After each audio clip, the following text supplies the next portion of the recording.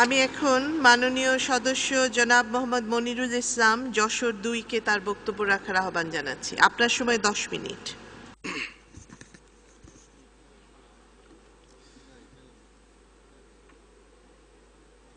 শুরু এবং শুকরিয়া আদায় করছি পরম করুণাময় পরম দয়ালু আল্লাহ পাকের দরবারে। মাননীয় স্পিকার, আপনাকে আন্তরিক ধন্যবাদ। আমি 2014-15 অর্থ বছরের বাজেটের উপরে আলোচনা করার আগে আমি কৃতজ্ঞতা জানাচ্ছি সেই মানুষটির প্রতি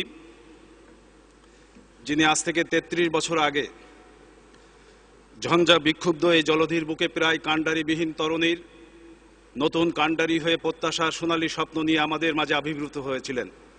বাংলা বাঙালির হাজার বছরের প্রাণ পুরুষ এ বাংলার রাখাল রাজা, জাতির পিতা বঙ্গবন্ধুর সুযোগ্য কন্যা। কর্মই যখন মানুষের জীবনে ধর্ম হয়ে কথা কয়, সে জীবন আলোক শিখা জ্বেলে দেয় সমাজ ও রাষ্ট্রের পথ নির্দেশনায়। সেই সমাজের সেই রাষ্ট্রের আলোকিত রাষ্ট্রনায়ক জননেত্রী শেখ হাসিনার প্রতি কৃতজ্ঞতা জানাচ্ছি। আমার মতো একজন তৃণমূলের রাজনৈতিক কর্মীকে তিনি রাজপথ থেকে এই রাজসিংহাসনে ঠাঁই দিয়েছেন। মাননীয় স্পিকার, আমি আমার বক্তব্যের শুরুতেই আমি শ্রদ্ধা জানাচ্ছি সর্বকালের সর্বশ্রেষ্ঠ বাঙালি জাতির পিতা বঙ্গবন্ধু শেখ মুজিবের প্রতি।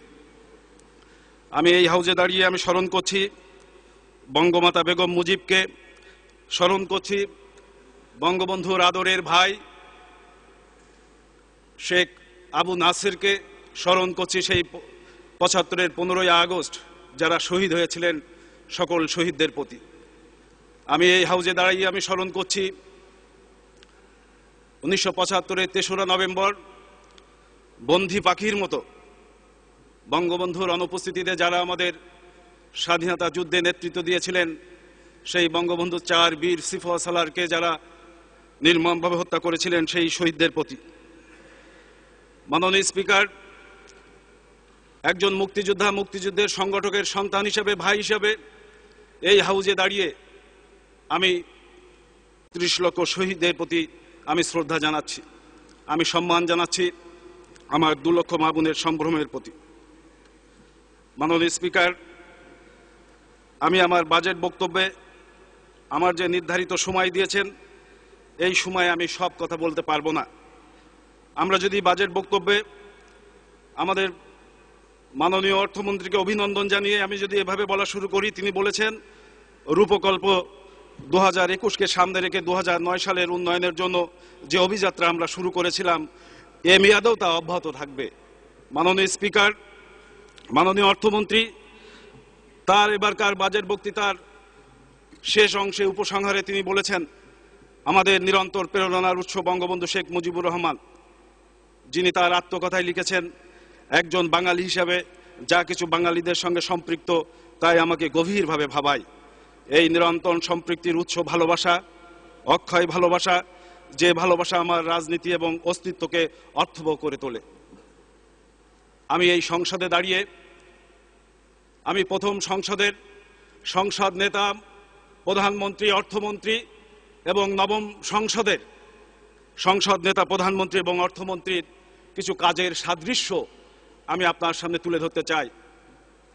মাননীয় স্পিকার, 1973 সাল স্বাধীন বাংলাদেশের প্রধানমন্ত্রী জাতির পিতা বঙ্গবন্ধু শেখ মুজিব, তিনি রাষ্ট্রীয় সফরে, সরকারি সফরে তার জন্মভূমি সেই অজয়গা গ্রাম টুঙ্গিপাড়ায় যাচ্ছেন। বঙ্গবন্ধুর আগমনের কথা শুনে হাজার হাজার মানুষ রাস্তা দুধার দিয়ে দাঁড়িয়ে, বঙ্গবন্ধুর গাড়ি এক সময় চলতে পারল না।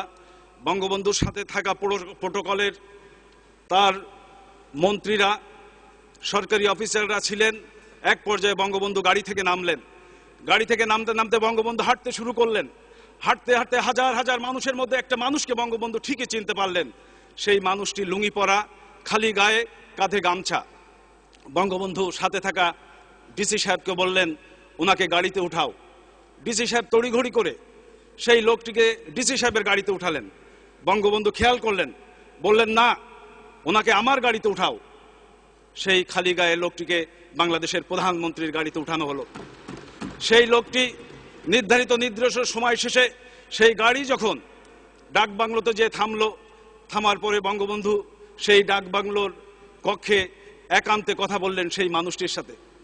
যখন বঙ্গবন্ধু সেই মানুষটিকে একান্তে কথা বলার সময় সম্বোধন করলেন, স্যার আপনার এই অবস্থা কেন?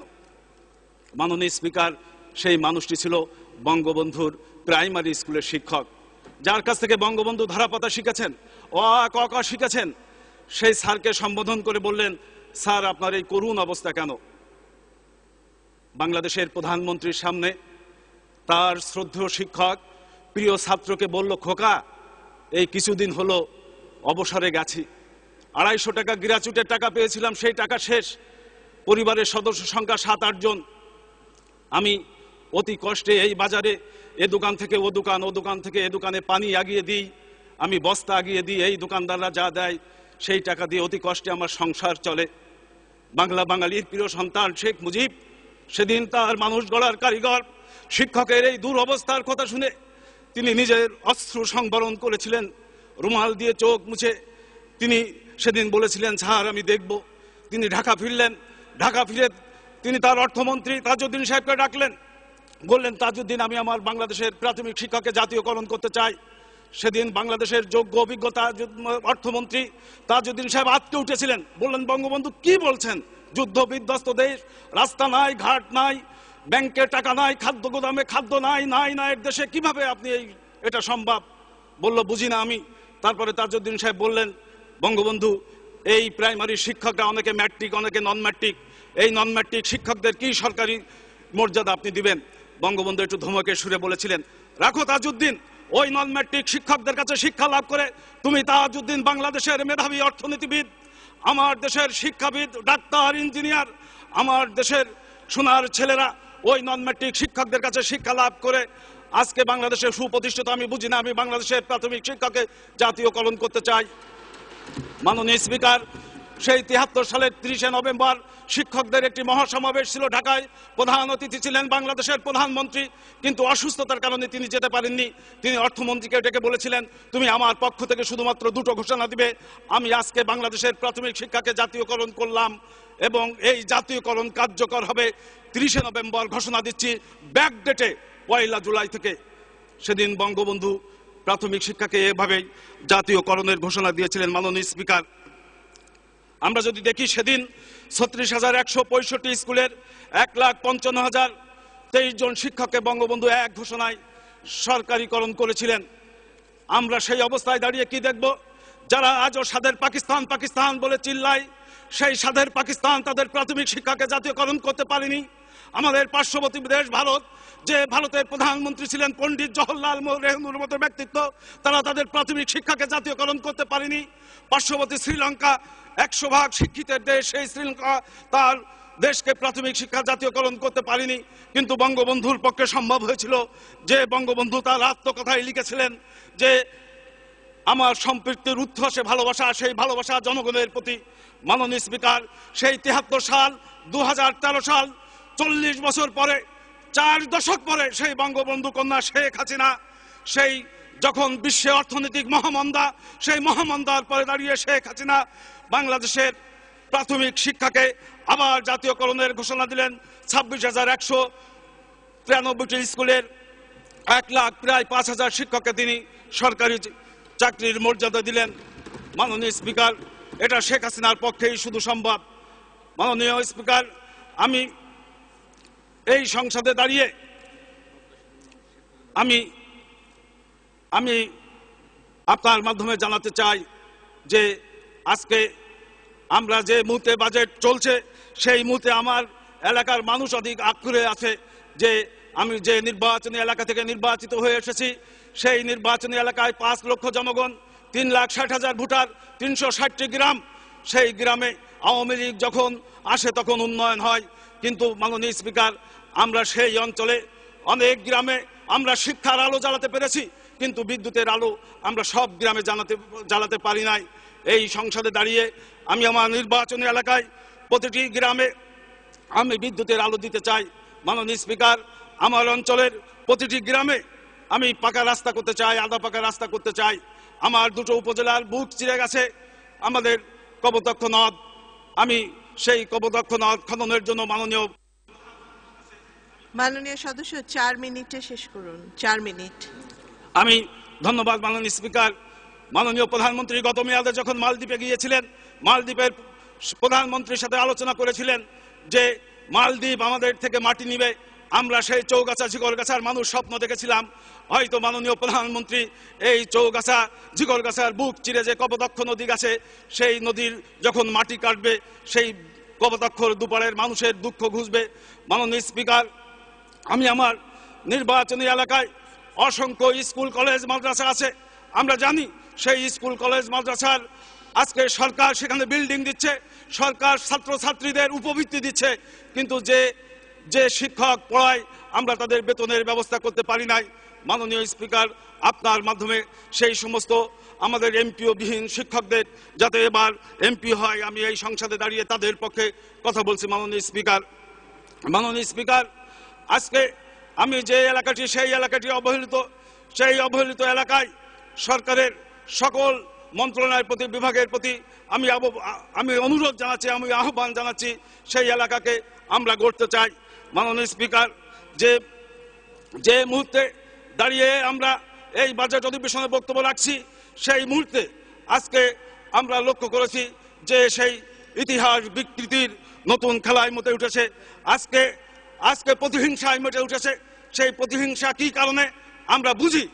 যখন আমেরিকার প্রেসিডেন্ট বারাক ওবামা যখন বাংলাদেশের প্রধানমন্ত্রীকে সামনে রেখে বলে, your son is very smart and intelligent. আজকে আমরা দেখি যখন জাতিসংঘ তার কন্যাকে আন্তর্জাতিক স্বীকৃতি দেয়, তখন আজকে সেই সাবেক বিরোধী দল আজকে তারা প্রতিহিংসায় আজকে ইতিহাস বিকৃতিতে মেতে উঠেছে।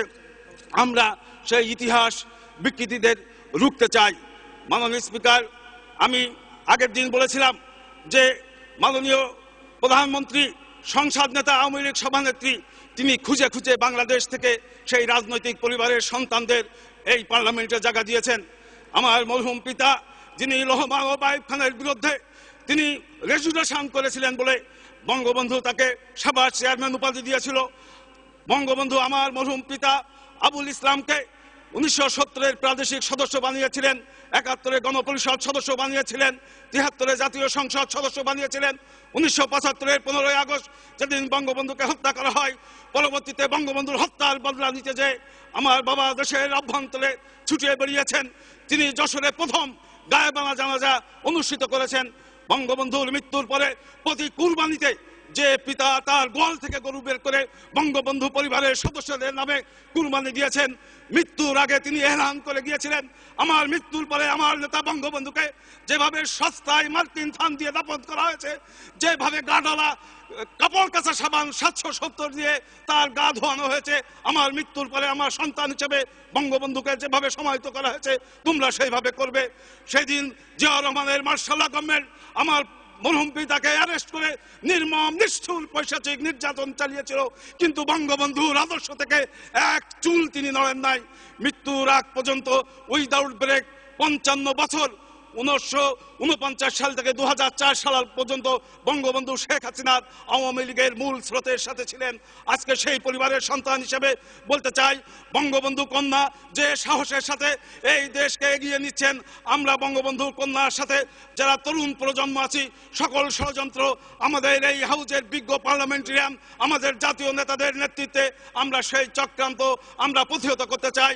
সব শেষে বলতে চাই, কবির ভাষায় একটা কথা বলতে চাই, সেই কারণে মাননীয় স্পিকার, 1 মিনিট শেষ করুন। বঙ্গবন্ধু মুজিব, তোমার রক্তে রঞ্জিয়া মাটিতে রাখে হাত, পালিত দালাল খুনি চক্রের দাঁত চক্ষুসহ ফেলি উপড়ায়া রখিয়া সংবিধান, তোমার দুলালির নলিনী কণ্ঠে এবার শুনিব অর্থনৈতিক মুক্তির গান। জয় জয় জয় বাংলা, জয় বঙ্গবন্ধু। ধন্যবাদ মাননীয় সদস্য।